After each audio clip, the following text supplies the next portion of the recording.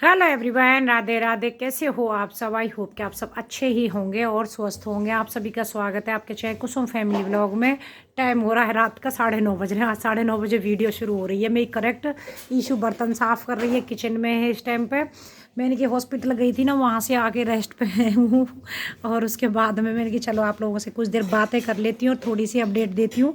और पता है आज मेरा कोरोना टेस्ट भी हुआ है। कोरोना नहीं है लेकिन उन्होंने पूरा प्रोसीजर होता है अपना डॉक्टर का। और मतलब कोरोना का आज मेरा पहली बार टेस्ट हुआ है, तो इतना बेकार वो गले में ना यहाँ तक पूरा डाल करके और नाक में भी 2-3 बार ऐसे उसका हाथ हटा हटा हटा करके तब जाकर मैंने टेस्ट करवाया। बड़ी मुश्किल से, सच में ही बड़ी समस्या हुई है आज। चार मतलब हम लोग यहाँ से गए थे, कितना भाभी भी थी साथ में, क्योंकि डॉक्टर ने बोला ना किसी को लेके भी आना है, तो भाभी भी साथ में गई थी।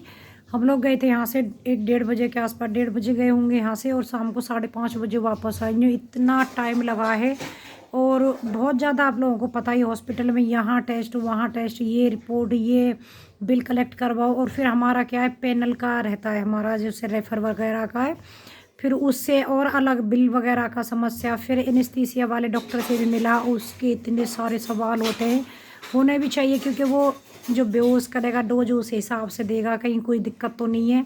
वैसे सारी रिपोर्ट मेरी नॉर्मल आई है, लेकिन हाँ हीमोग्लोबिन कम आया है।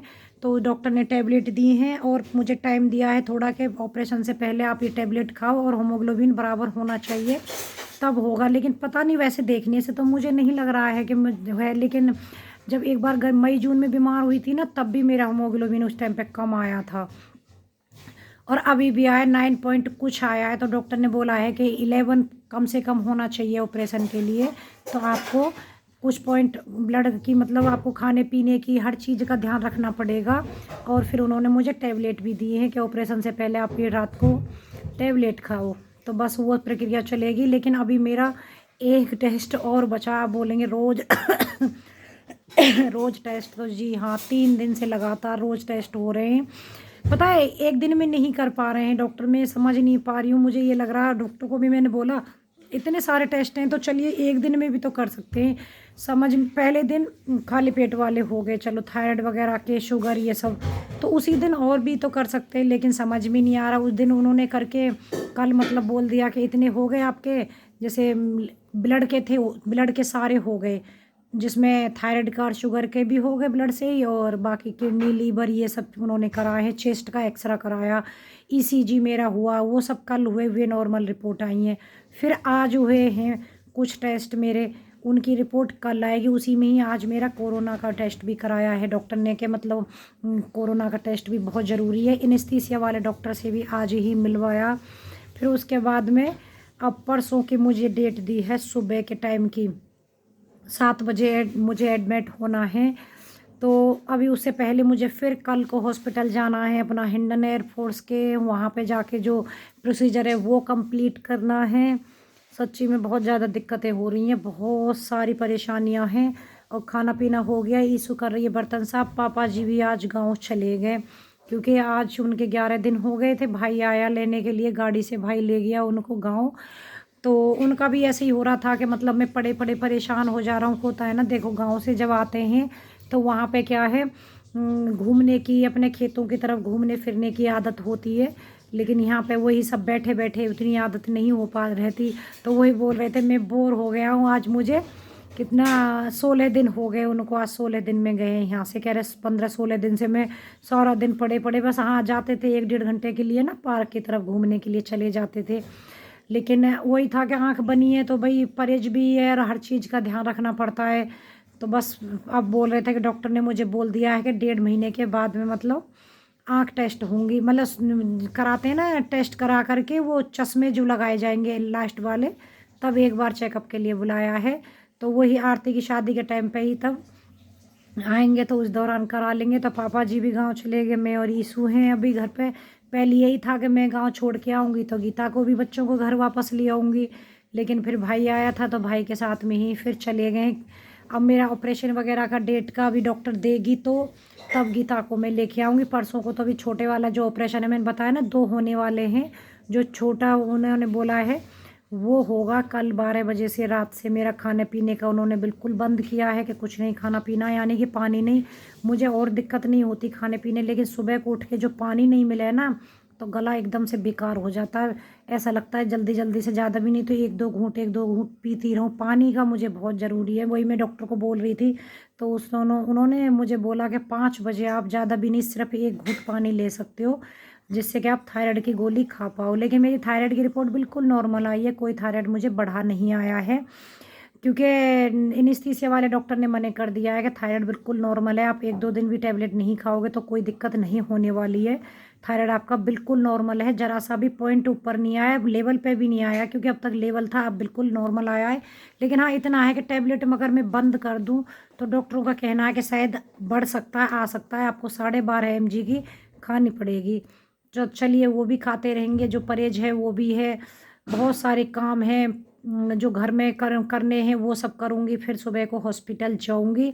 और कई सारी रिक्वेस्टेड वीडियो हैं तो वो कंप्लीट करूँगी। अभी 1-2 दिन हॉस्पिटल के चक्कर में बिजी हो रही हूँ, तब तक तो आपको ऐसे ही वीडियो से काम चलाना पड़ेगा, क्योंकि बहुत अच्छे से मुझे पता है कि वीडियो नहीं जा पा रही, इसीलिए आप लोग भी पसंद नहीं कर रहे हो। लेकिन आज मैंने अपने हॉस्पिटल की अपडेट बता दी है आप लोगों को।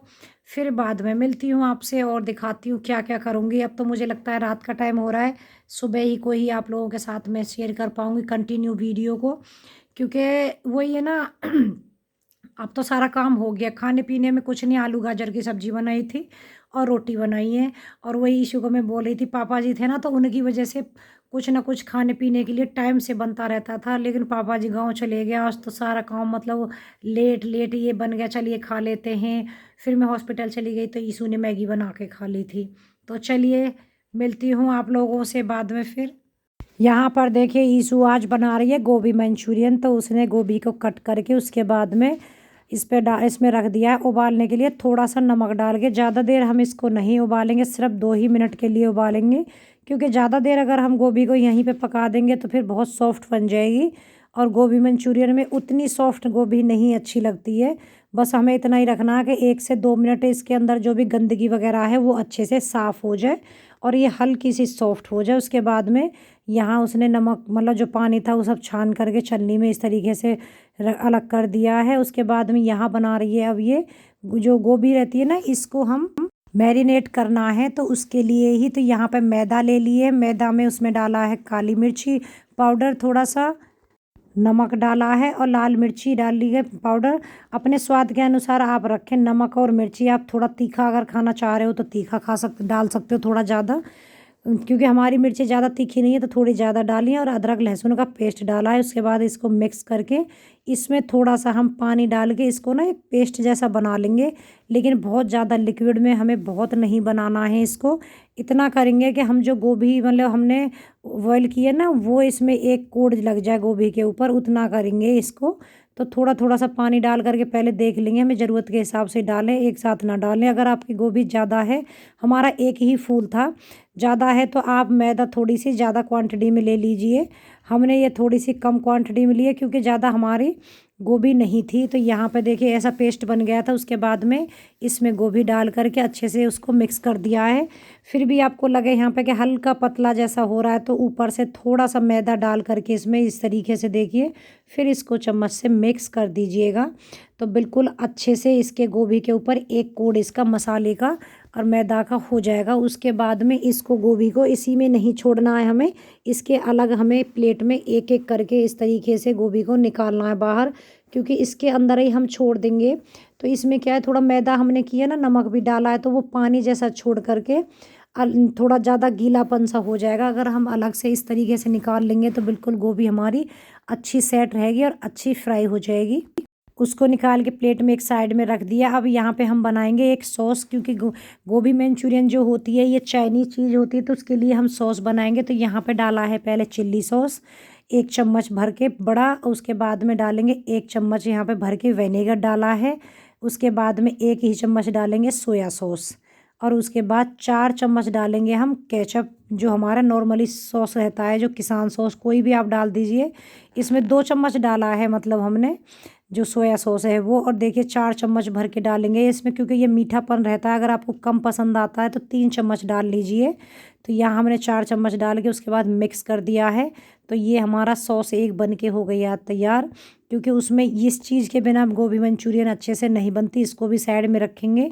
यहाँ एक हमने वो रखा है फ्राई पैन, तेल गरम हो गया। उसके बाद में जो गोभी हमने मैरिनेट करके रखी है उसको इस तरीके के चम्मच की सहायता से हम डालेंगे। गैस को हमें लो टू सिम पर रखना है, फ्लेम पर, उससे ज़्यादा हाई पर नहीं रखना है। नहीं तो क्या रहेगा, गोभी हमारी बाहर से एकदम से पक जाएगी, मतलब जल जाएगी, अंदर से वो कच्ची टाइप की रह जाएगी। और हमें क्रिस्पी चाहिए तो वो इसी तरीके से रहेगी। तो इस तरीके से आप लोग इसको फ्राई करना है हमें, लो टू सिम उस पर गैस पर।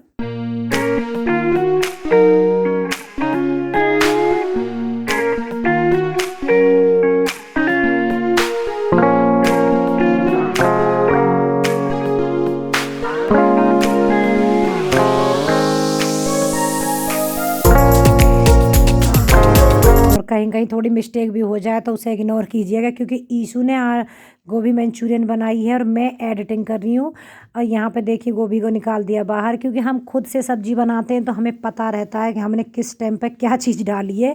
और जब ईशू ने गोभी मंचूरियन बनाई थी तो मैं घर पर नहीं थी, मैं हॉस्पिटल गई थी। आज लोगों को पता ही है आजकल मेरा हॉस्पिटल का चक्कर लग रहा है। मैं गई थी हिंडन एयरफोर्स हॉस्पिटल, जो कि वहाँ पे मुझे अपना रेफ़र वगैरह का जो प्रोसीजर था वो करना था।